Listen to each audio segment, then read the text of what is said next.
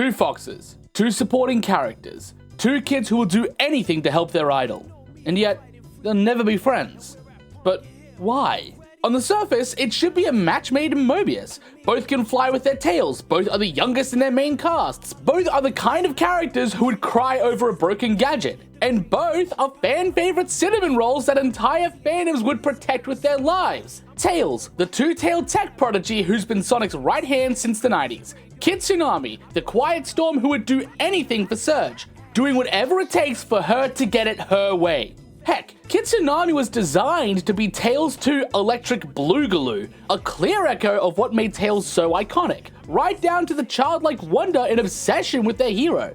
So why aren't they best buds by now? Why aren't they forming a little two-fox tech startup, or zooming into battle as a tag team of aerial support and emotionally repressed sidekick energy? Why aren't they holding hands and skipping down the bright, vibrant path towards the ice cream truck, ordering mint choc chip and gushing about how awesome their idols are? Well, that's the thing. That perfect picture, it starts to crumble the moment you learn the full story.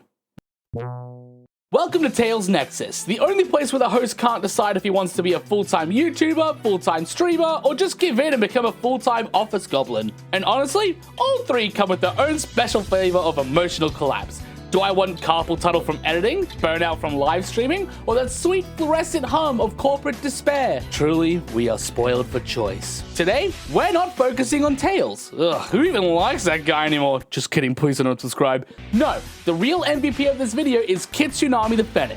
And if you don't know who that is, I kindly ask you to slam the pause button, go binge read the IDW Sonic comics, and return once you've leveled up your Sonic lore stat.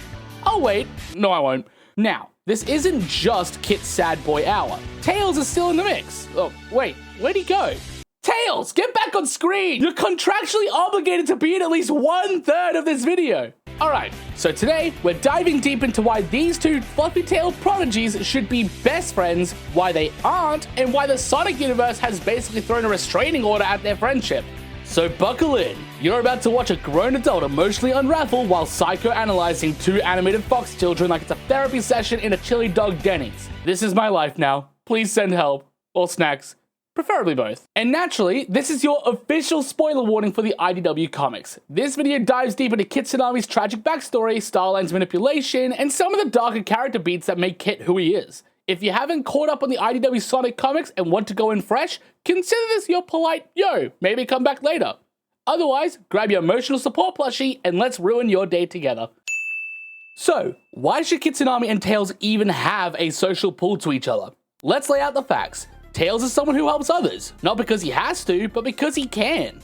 Even when he's exhausted, overwhelmed, or one bad day away from a nervous breakdown, he's still the one throwing together last-minute plans and risking everything to save the people he loves. He's empathetic. He connects with others by sharing his pain, his growth, his hope. Kitsunami? He's a quiet genius. He doesn't talk much, doesn't brag, doesn't ask for praise. He's driven by loyalty. Not to the world, not to himself, but to her. And if keeping Surge safe means crumbling to pieces, then so be it. He'll smile through the cracks if it means she gets to win. Tails is humble, dedicated, and clever. But so is Kitsunami. They reflect each other like a cracked mirror. And maybe that's the problem. So why isn't this friendship possible?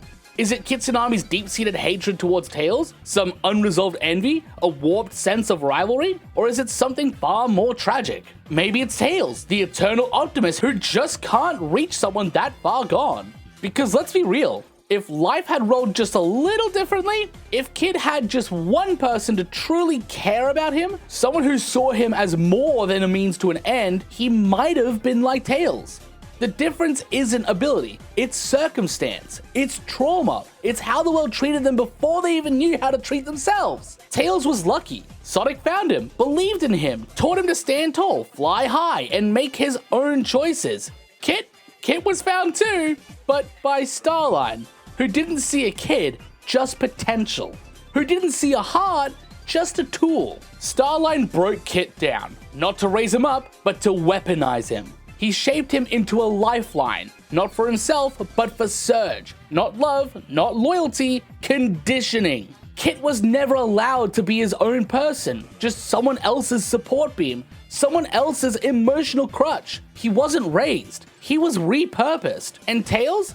Tails got everything Kit didn't: freedom, recognition, trust. So of course Kit resents him. Not because he hates who Tails is, but because deep down, he knows he could have been him. But to admit that, to even entertain it, would mean facing the truth. That he was used, that his pain was exploited, that maybe, just maybe, his entire identity was built around a lie. And that's too much for one tiny fox to carry. So instead of friendship, we get friction.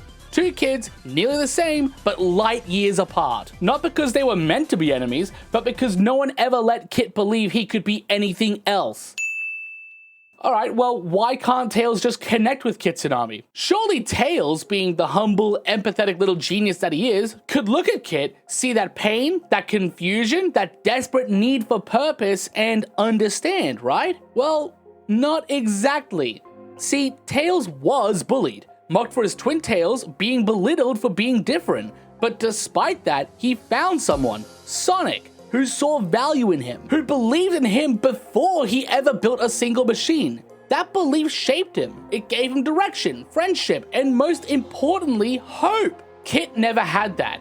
Kit's pain wasn't a phase he overcame. It's a foundation he was built on. He wasn't just ignored or bullied. He was reshaped, groomed into a tool. Starline didn't just push Kit towards Surge, he programmed him to revolve around her. He didn't rescue Kit from his pain, he weaponized it. So even if Tails wanted to connect, to relate, to offer empathy, he'd be facing someone whose entire worldview is alien to his own. Tails had the chance to heal. Kit never even got the option. You can't just offer ice cream to someone whose idea of comfort is complete emotional repression. And what would Tails even do with that? He's a genius, sure, but he's not a therapist, not a trauma expert. He tried. Oh boy, would he try. Maybe he'd bring Kit into the workshop, show him some gadgets, talk about flying, offer friendship with that wide-eyed optimism of his. But Kit wouldn't know what to do with kindness. He'd be waiting for the catch, the manipulation, the moment where Tails turns out to be just like the last person who used him.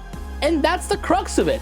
Tails was saved, Kit was used. They're two foxes with similar potential, but forged in completely different fires. So no, they can't just get ice cream and vibe out like they're in a summer filler episode. Not yet, anyway.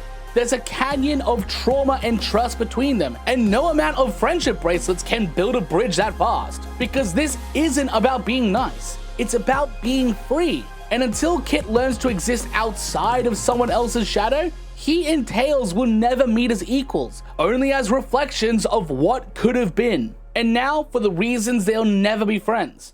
Tails and Kitsunami's dynamic isn't just complicated, it's downright tragic. Their relationship status? Emotionally radioactive. If you asked Kit about Tails, he'd probably respond with a 1,000-yard stare and enough repressed trauma to fund an entire therapy conference. Kit hates Tails. Not in the typical villain versus hero, I'll get you next time way. No, this is something deeper, something festering. Kit's hatred isn't loud or theatrical. It's quiet, bitter, and personal. The reason? Well, he says Tails is a liar, which at first glance feels weirdly specific. So naturally, I did what any rational sleep-deprived fan would do. I dove back into the comics, flipped through Bad Guys, the annuals, the IDW issues, and found nothing. No scene where Tails blatantly lies to Kit. No dramatic betrayal, just silence.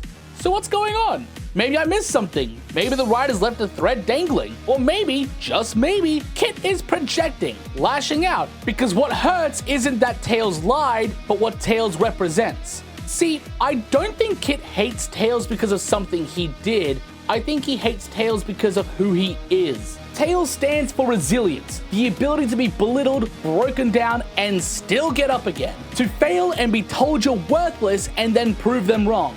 Tails is recognized, respected, loved. He found someone who believed in him, someone who gave him a reason to grow. He has purpose. He has hope. Kit doesn't have any of that. Kit was built for someone else's dream, warped and reshaped to support Surge at all costs. Not by love, not by choice, but through manipulation and torture. Starline didn't raise him, he programmed him, told him who to be, how to feel, when to hurt, and worst of all, who to hate. And when you're told that your entire reason for being revolves around serving someone else's agenda, and then you look across the battlefield and see a version of yourself who escaped that fate, who thrives, who's free, you don't just get jealous, you get angry, you get desperate, you hate. And the longer Kit exists in the shadow of Tails, the more unbearable it becomes. Because he's not just a lesser version, he's a reminder of what he could have been, of everything he was denied, of everything he lost before he even had the chance to claim it.